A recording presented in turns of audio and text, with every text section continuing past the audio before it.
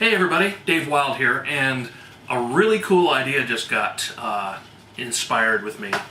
And a friend of mine who shares my last name of Wilde is to blame for that on Facebook. You know who you are. But here's the idea. I'd like to do an experiment, and I'd really like your help. I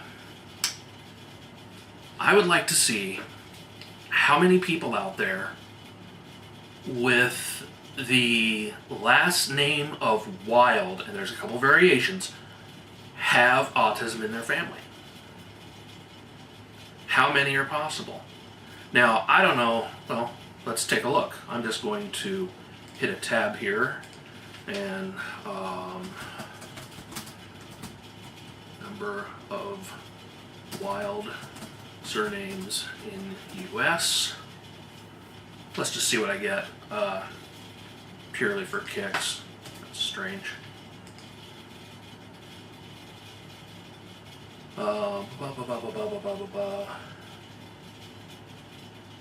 I'm getting last name origins, of course, but not really a census.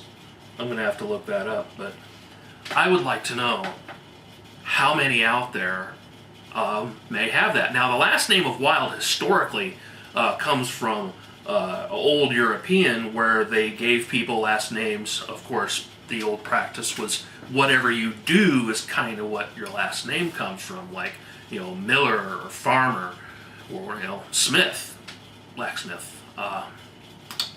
But Wilde was given to people who were kind of unruly, a little bit crazy. And that just kind of grew in different directions from there. So last names like Wilde are very scattered, and at the very top of the tree, there's no way to be sure who's related to who when you go back that far. So making Wilde a very difficult last name to track once you get into the early centuries.